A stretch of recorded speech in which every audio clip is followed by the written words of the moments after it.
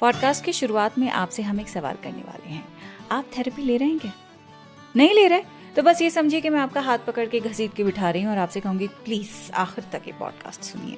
और अगर आप थेरेपी ले भी रहे हैं तब भी मैं आपसे ये जिद करूँगी कि इस पॉडकास्ट को आप आखिर तक सुनिए, क्योंकि आज हम जिनकी बात करने वाले हैं उनके बॉडी ऑफ वर्क को सुनने के बाद, समझने के बाद ऐसा लगता है कि भाई क्या बढ़िया थेरेपिस्ट हाथ लगा है। आज वो एपिसोड है जिसका पता नहीं मैं कब से इंतजार कर रही थी। अल्लामा इकबाल स्पेशल एपिसोड है उर्दू नामा का ये, और इसमें हम खुद यानी सेल्फहुड के कॉन्सेप्ट को समझने की कोशिश करेंगे। सो इन अ वे इकबाल खुदी is like the ultimate therapy session. आप ये समझिए कि एक ऐसा प्रोसेस है जो अपने अंदर की ताकत और पोटेंशियल को पहचानने के लिए है, जो कि साइकोलॉजी के कॉन्सेप्ट ऑफ सेल्फ एक्चुअलाइजेशन से काफ़ी मिलता है। ये अपनी पहचान को मजबूत बनाना होता है, अपनी ज़िंदगी को कंट्रोल करना होता है, अपने इमोशंस को कंट्रोल करना होता है और अपनी तकदीर को खुद अपने हाथों से शेप करने का नाम है।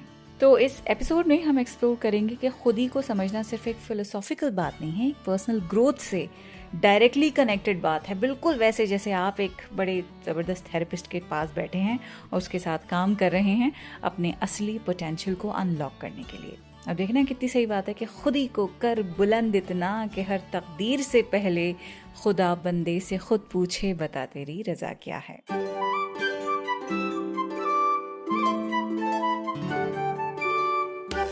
द क्विंट पे शुरू हो चुका है उर्दू नामा। मेरा नाम है फबीहा सैयद। आज हम बात कर रहे हैं अल्लामा इकबाल की। सर मोहम्मद इकबाल, जिन्हें हम अल्लामा इकबाल के नाम से जानते हैं, एक मशहूर और अहम शख्सियत हैं उर्दू ज़बान और शायरी के लिए। और उनकी जगह उर्दू अदब में क्या है वो आप इस बात से अंदाज़ा लगा सकते हैं कि जो उनकी बर्थ एनिवर्सरी है, यौम पैदाइश है 9 नवंबर, यौम उर्दू के तौर पे मनाई जाती है अल्लामा इकबाल की बर्थ एनिवर्सरी। मैं अपनी बात अभी कंटिन्यू करूंगी, लेकिन अभी जो शेर मैंने पढ़ा था इकबाल का कि खुदी को कर बुलंद इतना कि हर तकदीर से पहले खुदा बंदे से खुद पूछे बता तेरी रजा क्या है, तो ये शेर थोड़ा सा एक्सप्लेन करना चाहूँगी। इसमें इकबाल कहते हैं that a person should elevate their khudi, their selfhood, to such a high level that before destiny is written, even God would ask them, what is it that they desire? इसका मतलब ये है कि इंसान अपने सेल्फहुड और अपने इरादों में इतनी कुव्वत पैदा करे कि वो अपने मुकद्दर का मालिक खुद बन जाए। तो बस ये समझिए इस शेर से कि मुश्किल कुछ भी नहीं होता, you just need to know that you have it in you. Allama Iqbal की पैदाइश 9 नवंबर 1877 की है। सियालकोट में पैदा हुए थे, जो अब पाकिस्तान का हिस्सा है, पहले ब्रिटिश इंडिया का हिस्सा हुआ करता था। इकबाल ने जो अपनी अर्ली एजुकेशन है सियालकोट में ही की थी, लेकिन उसके बाद वो चले गए गवर्नमेंट कॉलेज लाहौर में, जहाँ पे उन्होंने एमए इन फ़िलासफ़ी किया। जब उन्होंने ये एमए ख़त्म कर लिया, यहाँ पूरा कर लिया, तो फिर यूरोप चले गए फर्दर स्टडीज़ के लिए, जहाँ कैम्ब्रिज यूनिवर्सिटी से उन्होंने एक और डिग्री हासिल की।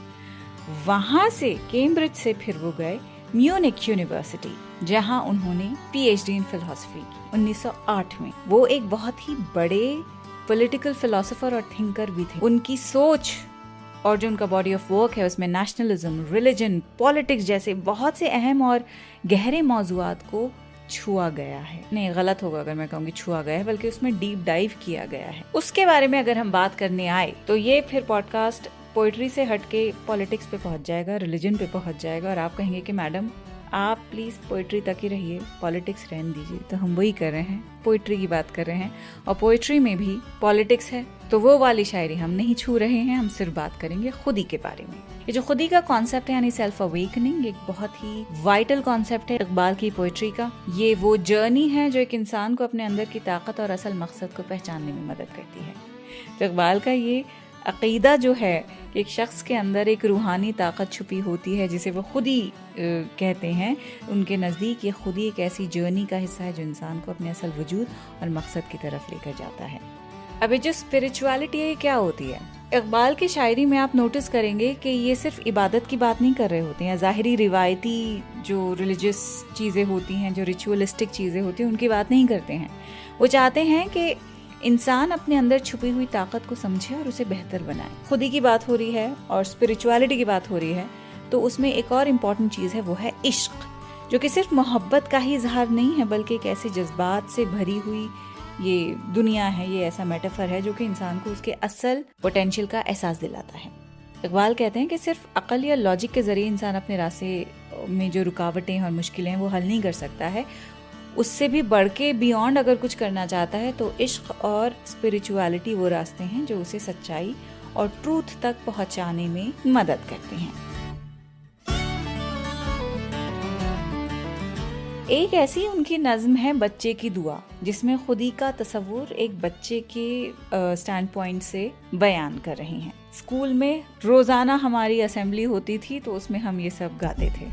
लब पे आती है दुआ बन के तमन्ना मेरी, जिंदगी शम्मा की सूरत हो खुदाया मेरी, दूर दुनिया का मेरे दम से अंधेरा हो जाए, हर जगह मेरे चमकने से उजाला हो जाए, हो मेरे दम से यूं ही मेरे वतन की जीनत, जिस तरह फूल से होती है चमन की जीनत, जिंदगी हो मेरे परवाने की सूरत या रब, इल्म की शमा से हो मुझको मोहब्बत या रब, हो मेरा काम गरीबों की हिमायत करना, दर्दमंदों से ज़ईफ़ों से मोहब्बत करना, मेरे अल्लाह बुराई से बचाना मुझको, नेक जो राह हो उस राह पे चलाना मुझको, लब पे आती है दुआ बन के तमन्ना मेरी, जिंदगी शमा की सूरत हो खुदाया मेरी। तो इस नज़्म में जो दुआ की गई है उसमें अपने अंदर की एक ऐसी खुदी का इरादा जाहिर करते हैं जो सिर्फ अपने फायदे के लिए नहीं है बल्कि दूसरों के लिए भी फायदेमंद हो सकती है। तो इस नज़्म में ये एक मिसाल पेश की गई है कि किस तरह इकबाल के खुदी का कॉन्सेप्ट अपने अंदर के एक मॉरल और एथिकल फाउंडेशन को मजबूत करना है और दूसरों की खिदमत करने का जज्बा इससे साफ जाहिर होता है। खुदी के ऊपर आपको एक और शेर सुनाएंगे। खुदी वो बहर है जिसका कोई किनारा नहीं, खुदी वो बहर है जिसका कोई किनारा नहीं, तू आबजू इसे समझा अगर तो चारा नहीं। यहाँ बहर का मतलब है एक ऐसा समंदर या ओशन जो ला मकान और ला महदूद है, यानी जिसका कोई किनारा, कोई लिमिट, कोई सीमा या बाउंड्री नहीं है। इकबाल यहाँ कहना चाहते हैं कि खुदी एक ऐसी बेइंतहा और बेपनाह ताकत है जो अंदर छुपी होती है और जिसकी कोई लिमिट नहीं है, कोई हद नहीं है। आगे वो कहते हैं तू आबजू इसे समझा अगर तो चारा नहीं। इसमें आबजू का मतलब एक छोटी सी नदी या स्ट्रीम है, क्रीक है, जो अपने में एक बहुत ही लिमिटेड पानी का सोर्स होती है। यानी अगर तुम खुदी की इस कदर बेपनाह कुदरत को एक छोटी सी स्ट्रीम की तरह देखोगे तो उससे छोटे पैमाने पर ही समझ पाओगे। तो ये तुम्हारी गलत सोच होगी और ये तुम्हारी ग्रोथ और अंडरस्टैंडिंग को बहुत महदूद लिमिट कर देगा। तो इसमें इकबाल कह रहे हैं कि खुदी को छोटी सोच से मत देखो, थिंक ऑफ अबंडेंस। ये एक बहर की तरह है, यानी एक ऐसा बेइंतहा समंदर जिसमें इंसान के पोटेंशियल और उसके कुदरत के कई पहलू, पॉसिबिलिटीज हैं। तो अगर आप खुदी के कॉन्सेप्ट को स्कार्सिटी नहीं बल्कि अबंडेंस के नजरिए से देखेंगे तो आप क्या कुछ हासिल नहीं कर सकते। दिस इज व्हाट द शायर इज सेइंग। अब आपको हम सुनाएंगे एक बहुत ही खूबसूरत गजल कि सितारों से आगे जहां और भी हैं अभी इश्क के इम्तिहान और भी हैं। इसमें Allama Iqbal is telling us that there are worlds beyond the stars. इश्क यानी love, passion also has many more trials to face. ये सजेस्ट कर रहे हैं कि जो जर्नी है मोहब्बत की, ग्रोथ की, वो एंडलेस है and there is always more to strive for. कि आप एक चीज हासिल कर लेंगे, एक चीज अचीव कर लेंगे तो आपकी जो ख्वाहिश है वो और बढ़ जाएगी। आपने गाड़ी ले ली, अब आप सोचेंगे भाई इससे बड़ी गाड़ी होनी चाहिए। बड़ी गाड़ी ले लेंगे तो आप कहेंगे भाई एक और ले लेते हैं।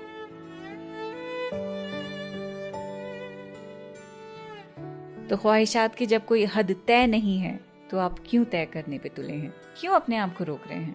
फिर लिखते हैं आगे कि तही जिंदगी से नहीं ये फजाएं, यहाँ सैकड़ों कारवां और भी हैं। Life is not empty, there are countless opportunities and journeys still to be undertaken. भले ही हम बहुत ही लॉस्ट फील करें कभी, लेकिन इसका मतलब ये नहीं कि कहानी खत्म हो गई है। अगर ऐसा लग रहा है कहानी खत्म हो गई है तो इस बात पे यकीन रखिए कि वो शुरुआत है एक और कहानी की, एक और एडवेंचर की। कनात न कर आलमे रंगबू पर, चमन और भी आशियां और भी हैं। Do not be content with the world of fleeting pleasures and superficial things. चमन और भी आशियां और भी हैं, यानी बहुत सारे रेल्म्स हैं जॉय के। आशियां यानी होम्स, बहुत सारे ऐसे होम्स मिलेंगे, ऐसे प्लेसेस मिलेंगी जहाँ पे आपको पीस और कंटेंटमेंट हासिल होगा।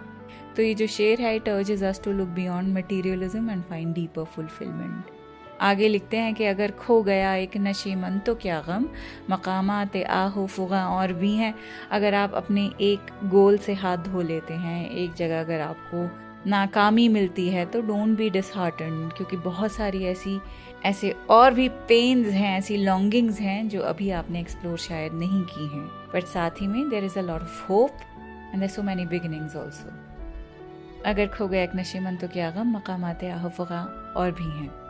फिर लिखते हैं तू शाहीन है, परवाज है काम तेरा, तेरे सामने आसमां और भी हैं। This is my favourite. You are an eagle. शाहीन का मतलब होता है eagle. And your true purpose is to soar high. अपने आप को लिमिट मत कीजिए। There are infinite skies before you to conquer. तो इस मिसरे से शायर हमें रिमाइंड करा रहा है कि हमारे अंदर लिमिटलेस पोटेंशियल है। कितना मजा आ रहा है ना पढ़ के।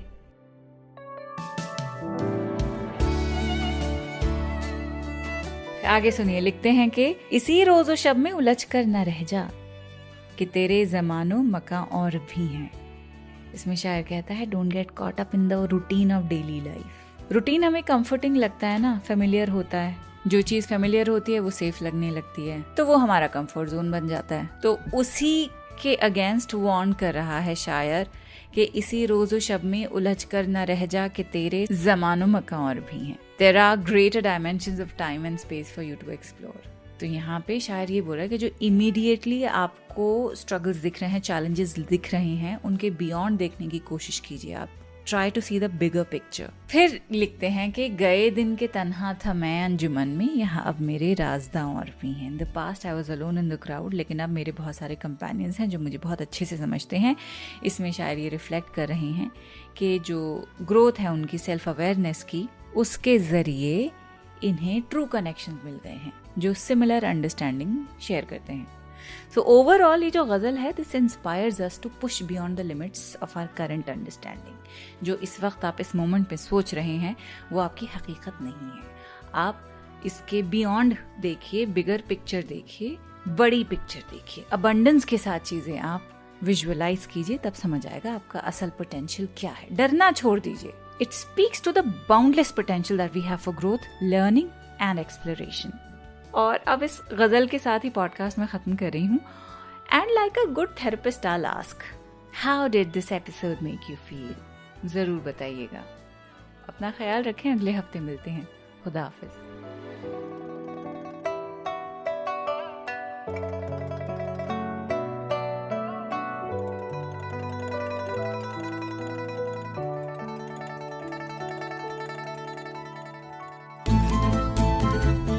उर्दूनामा द क्विंट का ओरिजिनल पॉडकास्ट है, जिसके एग्जीक्यूटिव प्रोड्यूसर्स हैं शैली वालिया और ऋतु कपूर। इस एपिसोड को प्रोड्यूस किया है प्रतीक लिधु ने और इस पॉडकास्ट की रिसर्च, स्क्रिप्टिंग और एडिटिंग की है फबीहा सैयद ने और इसकी बैकग्राउंड म्यूजिक ली है BMG प्रोडक्शन से।